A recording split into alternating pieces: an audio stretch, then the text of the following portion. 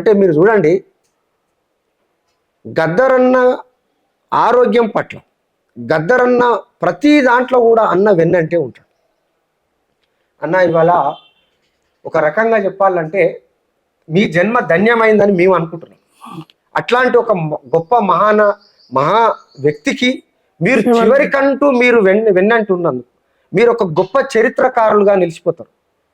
నేను ఎందుకంటున్నానంటే ఈ విషయాన్ని, ఒక సందర్భంలో ఒక మీటింగ్లో లక్ష్మీ పార్వతి గారు అన్నతో కలిసి ఉన్నది. ఒక మీటింగ్లో కలుసుకురు. లక్ష్మీ పార్వతి గారు గద్దరన్న చూడంగా లేచి నిలబడి వెళ్ళిరు. అయితే ఆ సందర్భంలో అప్పట్లో మేము అన్నతో ఉండేది. ఉన్నప్పుడు ఆమె ఒక మాట అన్నది, మీరంతా ఎవరంటే అన్నెమ్మటి వచ్చినాము, ఇట్లా అన్నెమ్మ ఎప్పుడు అన్నెమ్మటే ఉంటావు అని అంటే, మీరు చాలా అదృష్టవంతులు అని ఒక మాట అన్నది. మీరు కూడా చాలా అదృష్టవంతులు అంటే, అట్లనే చాలా సందర్భాలలో అనేక మంది సూపర్ స్టార్ కృష్ణ లాంటి వాళ్ళు, దాసరి నారాయణ లాంటి వాళ్ళు, ఒక మోహన్ బాబు లాంటి వాళ్ళు, శ్రీహరి, వీళ్ళంతా కూడా గద్దరన్ అంటే, పవన్ కళ్యాణ్ అయితే నేను స్వయంగా చూసిన వాళ్ళ ఇంట్లో ఒకసారి అనుకోకుండా పోయినప్పుడు సాష్టాంగ నమస్కారం చేసిండు పవన్ కళ్యాణ్ గారు. అంటే ఎంత ప్రేమ ఉండాలి పవన్ కళ్యాణ్ గారికి. ఇవన్నీ మన కళ్ళతో చూసినాం. గద్దరన్నను సినిమా హీరోలు జనం అంతా ఎగబడి చూపోతారు. కానీ సినిమా హీరోలు అందరూ ఏం చేస్తారు, గద్దర్ను చూడడానికి వస్తారు. మరి ఆ గద్దర్ను చూడాలంటే ఫస్ట్ అన్నం చూడాలి. అన్న పర్మిషన్ ఇస్తేనే ఆడదాకా పోతారు, లేకుంటే ఊరు. కాబట్టి అన్న నిజంగా అట్లాంటి గొప్ప వ్యక్తికి మీరు చివరి దాకా స్నేహం చేసినందుకు మీకు మా ఛానల్ తరపు నుంచి కూడా ప్రత్యేక ధన్యవాదాలు తెలియజేస్తున్నాం. మీకు నిజంగా మీకు జన్మ ధన్యమైందని అనుకోవాలి. ఇక మరో అంశానికి వస్తే, గద్దరన్న మీద కాల్పులు జరిగినప్పుడు అప్పుడు కూడా మీరు వెన్నంటే ఉండి గద్దరన్న ప్రాణాలు కాపాడడంలో కీలక పాత్ర వహించారు అనేది అంటున్నటువంటి మాట. అది ఆ రోజు అసలు జరిగినటువంటి సంఘటన ఏంది అసలు?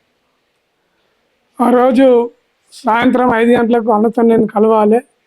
అది కాకుండా యాప్రాల్ ప్రాంతంలో ఒక ఫ్యామిలీ గొడవ అయితే దాని పంచాయత్ చెప్పి వాళ్ళను భార్యాభర్తను కలపడానికి వెళ్ళాము.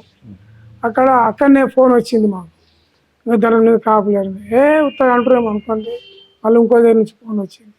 అప్పుడు ఇమ్మీడియట్గా అక్కడ నుంచి పరిగెత్తుకొని వస్తే గద్దరన్న మీద కాల్పు జరిగింది వాస్తవమే. అక్కడి నుంచి హాస్పిటల్ తీసుకుపోయారని తెలిసింది. మొత్తం ప్రశాంతంగా ఏర్పడి అన్ని దుకాణాలు అన్ని బంద్ అయిపోయి, ఇండ్లు తాళాలు కూడా భయంతో తాళాలు వేసుకున్నారు. మేము వెంటనే గాంధీ హాస్పిటల్కి వెళ్ళినాము.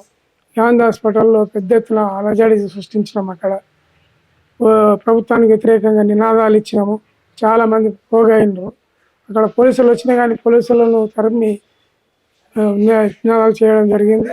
అదేవిధంగా ఆ రోజు మాధవరెడ్డి దొడ్డిదారిని వచ్చి గద్దర్ను చూసి వెళ్ళిపోయిన సంగతి. ఇమ్మీడియట్గా ఇక్కడ కాకుంటే ఆయనను పెద్ద హాస్పిటల్ తీసుకుపోయి నిమ్స్లో అడ్మిట్ చేయాలని చెప్పేసి నిమ్స్కు తీసుకుపోవడం జరిగింది. నిమ్స్లో ఆపరేషన్ జరిగింది. ఆయన మీద కాల్పులు ఎందుకు జరిగినాయో కూడా మాకు తెలియని పరిస్థితి. అయితే గద్దరన్న తర్వాత ఆయన కోలుకున్న తర్వాత చాలా సందర్భాలల్లో ఎవరు నా మీద అటాక్ చేశారు అనేది నాకు తెలుసు అని కూడా చాలా సందర్భంలో చెప్పిడు. అయితే ఆయన బయటకు వచ్చిన తర్వాత కూడా ఎక్కడ కూడా తగ్గలేదు.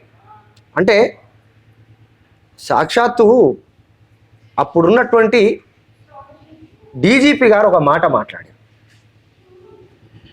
100 AK-47 తూటాలనైనా ఎదుర్కొంటాం కానీ గద్దర్ పాటను ఎదుర్కోలేము అని ఆయన చెప్పిండు.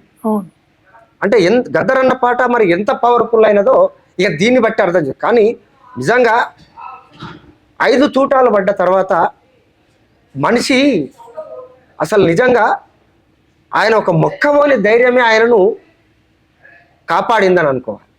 వెన్నుముక్కలో ఒక తూట పెట్టుకొని తిరిగి ఏ ఆశయం కోసం అయితే పని చేయాలనుకున్నాడో చివరి వరకు ఆయన అదే ఆశయం కోసం పనిచేస్తూ ఒకానొక సందర్భంలో ఆయన చేస్తున్నటువంటి సంస్థకు నిషేధం ఏర్పడ్డది.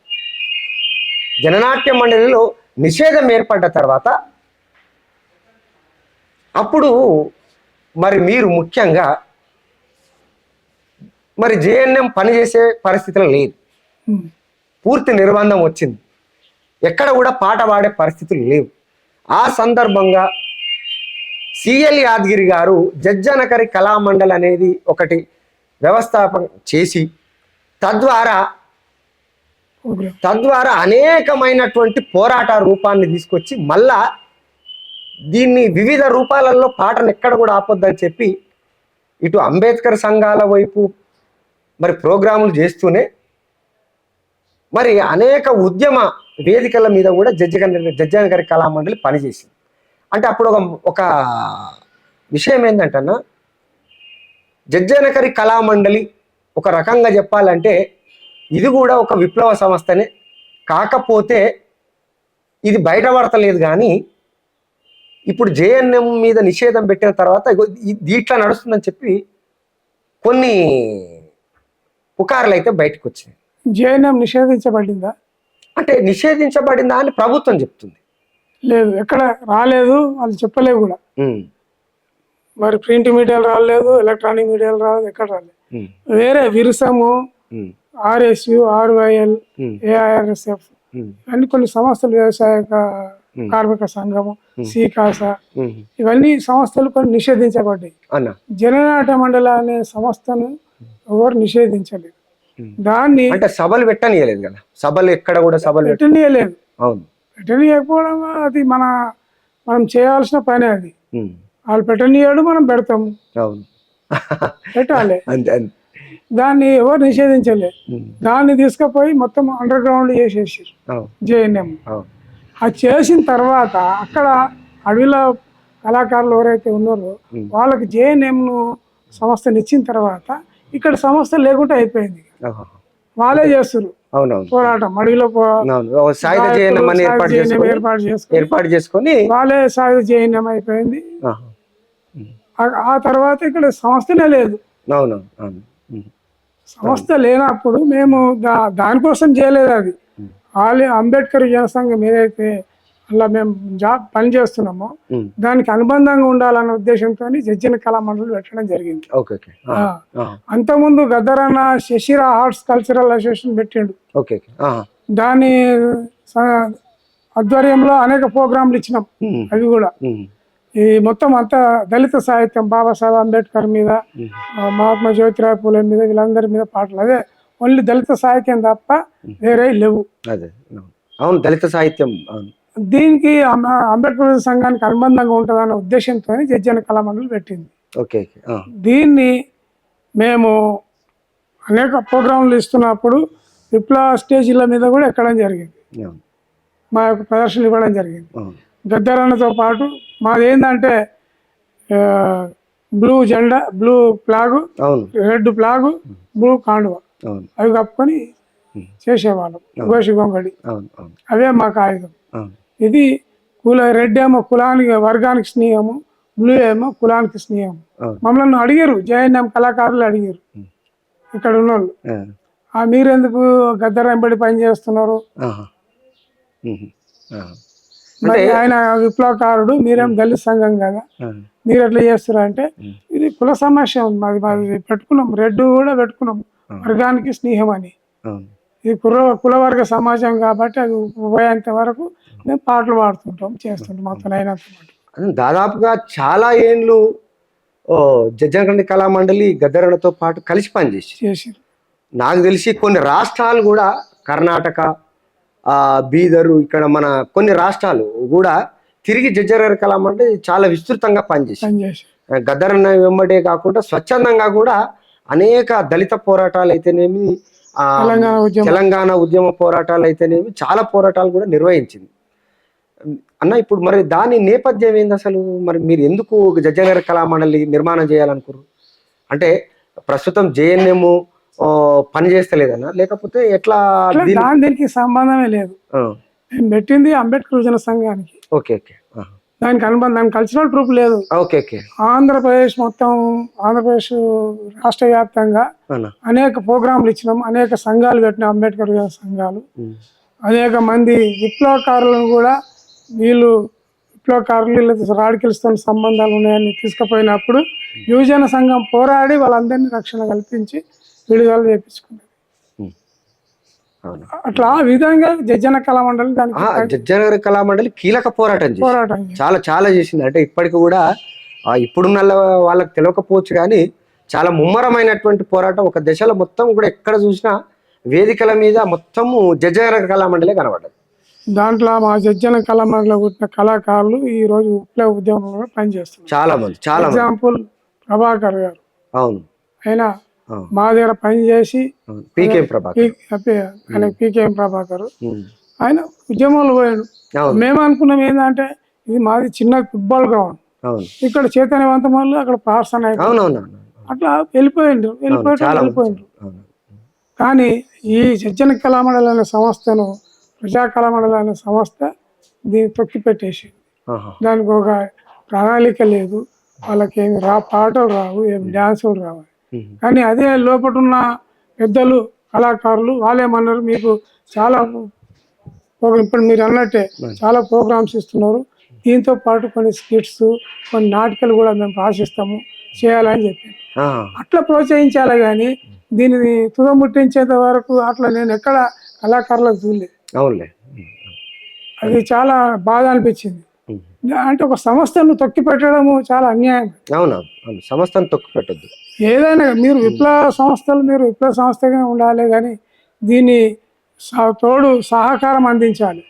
ఏ విధంగా దీన్ని డెవలప్మెంట్ చేసుకోవాలి, ఏ విధంగా మీ సాహిత్యం ఉండాలి, ఏ విధంగా మీ రచనలు ఉండాలి, దాన్ని ప్రోత్సహించాలి. కానీ అది కాకుండా మీరు ఇట్లా చేస్తారు అట్లా చేస్తారు అనేసి దాన్ని ఫస్ట్ పట్టించారు. ఎందుకంటే అది వాళ్ళ దృష్టిలో ఏంటంటే గద్దర్ గారు పెట్టిన సంస్థ ఇది అని వాళ్ళ దృష్టిలో ఉన్నది. కాబట్టి నేను చెప్తున్నా కదా, గద్దర్కు ఈ సంస్థకి ఎలాంటి సంబంధం లేదు. కానీ మా డాన్స్ లో మీద ఆయన పాట పాడిండు, ఆయన డాన్స్ మీద మేము పోయి పాటలు పాడి, ఆయనకు ఎవరు కోరస్ ఇయ్యొద్దు, డప్పు కొట్టొద్దు, డోలో కొట్టొద్దు అన్న రేట్లు అది ఎవరు అన్నారు? ఈ కళాకారులు, విప్లవ కళాకారులే అన్నారు. వాళ్ళు అన్న తర్వాత ఆయన ఒక్కడే ప్రోగ్రామ్ ఇచ్చిండు. ఆ తర్వాత డోలక్ దయ, చనిపోయిన అమరుడు డోలక్ దయ గద్దరాన్ని ఎన్నో ప్రాంతాలు, దూర ప్రాంతాల్లో పోయి ప్రోగ్రాం ఇచ్చిన సంగతి. కోరస్ ఉన్నప్పుడు మేము కూడా పోయేవాళ్ళం ఆ ప్రాంతాలకు. అట్లా ఆ విధంగా జజ్జన కళామండలి మీరు అన్నట్టు మొత్తం అన్ని రాష్ట్రాలలో చాలా తిరిగింది. చాలా ఒక సాంస్కృతిక ఉద్యమం బ్రహ్మాండంగా నడిపించింది. ఓకే అన్న, మరి ఇప్పుడు గద్దరన్న కోసం మనం మాట్లాడుకునే సందర్భంలో ఆయన ఇంత విప్లవోద్యమం నడిపినటువంటి ఆయన, ముఖ్యంగా పార్లమెంట్ విధానాన్ని వ్యతిరేకించినటువంటి గద్దరన్న చివరికి మళ్ళీ పార్లమెంటు పంతాన్ని ఎంచుకున్నాడు. పార్లమెంటు పంతాన్ని ఎంచుకొని ఆయన ఖచ్చితంగా పార్లమెంటు పందాలోనే మనం పోరాడదామనే ఒక ఆలోచనకు వచ్చిండు గద్దరన్న. మరి అప్పుడు మీరు ఏ విధంగా స్పందించారు? అంటే మీరు నిర్బంధంలో కూడా ఆయన ఎమ్మడున్నారు, ఆయన కష్టకాలంలో ఆయన వెన్నంటి ఉన్నారు. ఆయన మరి మీతో ఇంతకాలం పనిచేస్తూ మీరు ప్రధానంగా ఆయన ఆలోచన విధానానికి అనుగుణంగానే నడుస్తున్నారు. మరి ఆయన మీతో చెప్పినప్పుడు తమ్ముడు మరి మేము ఇట్లా చేద్దాం అనుకుంటున్నా అనే ఆలోచన మీతో ఎప్పుడైనా పంచుకున్నాడా? అసలు ఎందుకు గద్దరన్న ఇంతకాలం ఉండి చివరికి పార్లమెంటు విధానాన్ని ఎందుకు ఎంచుకున్నట్టు? పార్లమెంటు విధానం ఎందుకు ఎంచుకున్నట్టు అతను ప్రతి ఒక్కటి మేము ఇద్దరం డిస్కషన్ చేసుకునే వాళ్ళము. అన్నాను పార్లమెంట్ పందాలు పోతే ఎట్లా ఉంటుంది, ఏంది ఏం లెక్క. నేను ఆయనతో ఆర్గ్యుమెంట్ చేసేవాడిని, ఈ విధంగా ఉంటుందని. ఆయన కొన్ని చెప్పేవాడు. అందులో భాగంగానే మొట్టమొదటిసారిగా నేను ఎమ్మెల్యేగా మల్కాజిగిరి నియోజకవర్గం నుంచి ఇండిపెండెంట్ అభ్యర్థిగా పోటీ చేసిన. అంటే ఒక వ్యక్తి నిలబడితే ఎన్ని ఓట్లు వస్తాయి, మనకు అంతో ఇంతో పేరుంది మల్కాజిగిరి ప్రాంతంలో కానీ, కాల్వాల ప్రాంతంలో కానీ. ఎగ్జాంపుల్, మన యాదమ్మ నగర్లో మన చంద్రకిరణ్ కాలనీ ఉంది. ఆ కాలనీలో అనేక మంది వాళ్ళకు గుడిసెలు వేయించినాము, వాళ్ళకి రక్షణ కల్పించినాము, ఇవన్నీ చేసినాం. ఇక్కడ పెద్ద లొల్లి అయితే వీళ్ళందరినీ పోలీసులతో కొట్లాడి కలెక్టర్ను, ఎస్పీని పిలిపించి వీళ్ళకి తక్షణమే మీరు ఇల్లు ఇచ్చే వరకు ఇక్కడ నుంచి కదలమని చెప్తే ఇమ్మీడియట్గా అక్కడ పొజిషన్ ఇప్పించింది ప్రభుత్వమే, ఇప్పించింది వాళ్ళకు. ఆ విధంగా వాళ్ళకి సేవ చేసిన వాళ్ళు కూడా నాకు ఒక ఓటు వేయలేని పరిస్థితి. ఇంత సేవ చేస్తే కూడా చేయాలి కదా, అన్న మంచి పనులు చేస్తున్నాడు, మాకు ఇంత సహకారం చేసిండు, మాకు రక్షణ కల్పించిండు, మాకు ఇంట్లో స్థలాలు ఇప్పించిండు అని చెప్పి ఒక ఓటు వేయాలి. వాళ్ళని ఏం అడగలేమా? అవును, కరెక్ట్. అయితే 43 మందిలో నాకు 11వ ర్యాంక్ వచ్చింది. 758 ఓట్లు వచ్చాయి. అంటే చూడండి మిత్రులారా, గద్దరన్న ఇక్కడ భూదేవి నగర్, సుభాష్ నగర్, యాదమ్మ నగర్ ఈ కాలనీలల్లో దాదాపు ఒక 2000 మంది వలస కార్మికులు వాళ్ళకు ముఖ్యంగా గూడు నిర్మించడంలో వాళ్ళకు గూడు కావాలని, ఒక నీడ కావాలని గద్దరన్న ఉత్త ఆటకాడు పాటకాడు కాదు, ప్రజలకు ఒక సోషల్ యాక్టివిటీస్ చేసి తద్వారా వాళ్ళకు ఒక నీడను చూపించాలని ప్రభుత్వంతో కొట్లాడి పట్టాలు ఇప్పించిండు, వాళ్ళ ఇండ్లు కట్టించిండు. వాళ్ళకు ఇలా ఓ గజం జాగ కోసం అన్నదమ్ములు ప్రాణాలు తీసుకుంటారు, ఒక్క ఇంచు జాగ కోసం. కానీ మీరు చూడండి మిత్రులారా, ఈ ఆల్వాల్ ప్రాంతంలోని అనేకమైనటువంటి ఈ పేద కార్మికులు, వలస కార్మికులు, పాలమూరు కార్మికులు అనేక మంది, వాళ్ళందరికీ కూడా ఇలా గూడును కల్పించిండు గద్దరన్న. ఇలా హాయిగా ఇండ్లు కట్టుకొని బతుకుతున్నారు. మరి అలాంటి ఒక గొప్ప వ్యక్తికి వెన్నంటే ఉన్నటువంటి మరి సిఎల్ యాదగిరి అన్న అవకాశం వచ్చి, ఒక దళిత బిడ్డకు అవకాశం వస్తే ఎంత హక్కున చేర్చుకోవాలండి? అవకాశం వచ్చి ఆయన ఇండిపెండెంట్ అభ్యర్థిగా పోటీ చేస్తే ఇవాళ ఇక్కడ ఉన్నటువంటి కళ్ళు మూసుకొని ఆయనకు 1,00,000 ఓట్లు పడాలి, కానీ 1000 ఓట్లు కూడా రానటువంటి పరిస్థితి. అంతే కదా? అంతే. మీరు చూడండి మరి ఇండ్లు ఎన్ని నిర్మాణం చేసిండు గద్దరన్న ఇండ్లు. ఇక్కడ ఎంతమంది పేదలకు ఇప్పించిండు ప్రభుత్వంతో కొట్లాడి. ఆయనకు వెన్నుదన్ని ఉన్నటువంటి వాస్తవంగా ఇవాళ గద్దరన్న అందుకే పార్లమెంటు విధానాన్ని ఎన్నుకోవడానికి గల కారణం ఏంటంటే ఎస్సీ, ఎస్టీ, బీసీ మైనారిటీలు మొత్తం కూడా ఇవాళ ఇంకా కూడా రాజకీయంగా, సాంస్కృతికంగా, వాళ్ళు ఆర్థికంగా వెనకబడినటువంటి వాళ్ళు ఇవాళ బాబాసాహెబ్ అంబేద్కర్ ఇచ్చినటువంటి ఆలోచన విధానంతో ఖచ్చితంగా మనం పార్లమెంట్లో చట్టసభలు అడుగు పెట్టాలి, మనం కావాల్సినటువంటి హక్కులను సాధించుకోవాలనే ఆలోచన. అంతే కదా? అంతే. ఏంటంటే గద్దరన్న ఇలాంటి ప్రయోగాలు రెండో ప్రయోగం కూడా చేసిండు అన్న. మేము ఎమ్మెల్యే ఎలక్షన్లో గద్దరన్న ఫోటో వేసుకొని కరపత్రాల మీద ఇల్లు తిరిగినాం అన్న, మల్కాజ్ నియోజకవర్గం అంతా. కంసకం అన్నారే అన్న శిష్యుడు ఉన్నటువంటి ఒక ఓటు వేద్దాం అలా చెప్పినాం కూడా. అన్న మీరు కాంగ్రెస్ పార్టీ ఉన్నావు, నీ కాంగ్రెస్ నువ్వే వేసుకో, కానీ మా అక్కను మాకు ఇవ్వమని చెప్పనేసి అట్లా కన్విన్స్ చేసినా కానీ మాకు వచ్చిన ఓట్లు కాదు. అదొక ప్రయోగం. సెకండ్ టైము కాంగ్రెస్ వాళ్ళు నేను ఇండిపెండెంట్కు కార్పొరేటర్ పోటీ చేయడానికి పోతే కాంగ్రెస్ పార్టీ వాళ్ళు కలిసి మేము ఇస్తాం టికెట్ నీకు, ఎందుకన్నా రా అంటే వాళ్ళ క్యాండిడేట్ లేడు.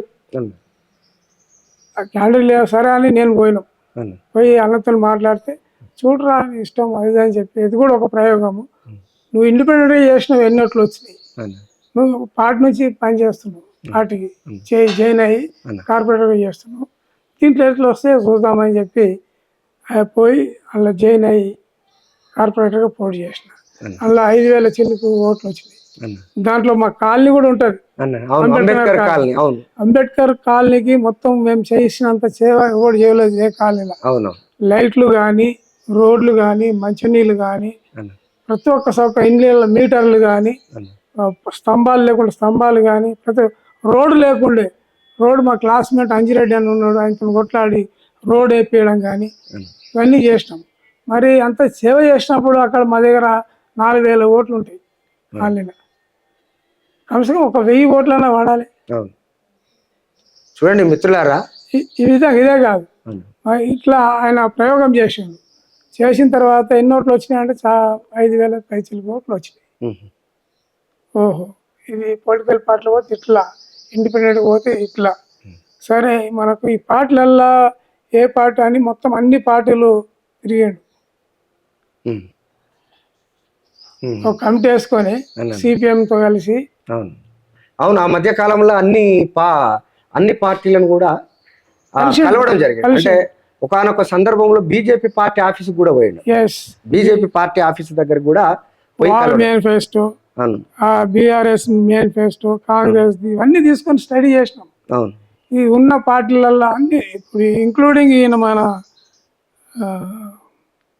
జాన్ పాల్ ఇజర్, ఉమ్, ఉమ్, ఆయన వాళ్ళ ఇంటికి పోయి ఆయన పార్టీ కూడా ఉంది ఒకటి, శాంతి ఉమ్.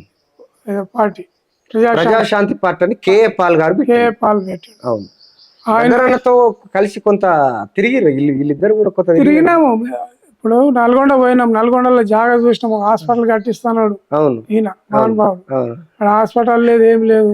అవును. ఇదేదో పడవ నేను ముంచేస్తారా అన్నాడు అని చెప్పినాం.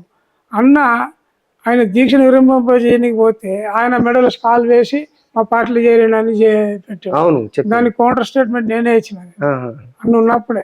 అవును అవును అవును ఇక అప్పటి నుంచి దాని నుంచి దూరం అయిపోయినాం. అవును అట్లా ఇట్లా ప్రతి ఒక్క పార్టీ గురించి తెలుసుకున్న తర్వాత పార్టీలలో ఉన్న పార్టీలలో ఎవరు లిబరల్గా ఉంటారు? కాంగ్రెస్ పార్టీ. కాంగ్రెస్ పార్టీ అంటే ఇప్పుడు ఒకటన్నా ఇక్కడ సరే కాంగ్రెస్ పార్టీకి గద్దరన్న వచ్చిండు, కానీ అంతకంటే ముందే తెలంగాణ ఉద్యమంలో కీలకంగా పనిచేస్తున్నటువంటి సందర్భంలో ఏంటంటే తెలంగాణ ఉద్యమం ఉవ్వెత్తున ఎగిసిపడుతున్నటువంటి సందర్భం, పొడుస్తున్న పొద్దు మీద నడుస్తున్న కాలం అనే పాటతోని అప్పుడు ఉన్నటువంటి టిఆర్ఎస్ పార్టీ, అసలు టిఆర్ఎస్ పార్టీ వాస్తవంగా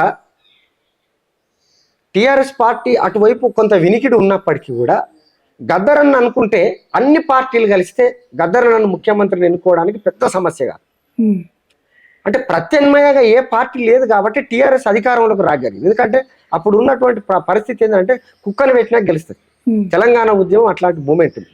గద్దరన్న మరి అప్పుడు ఆ నిర్ణయం తీసుకోకుండా తర్వాత తీసుకోవడానికి గల కారణం అసలు ఎందుకు అట్లాంటి పరిస్థితి ఏర్పడ్డది అంటారు?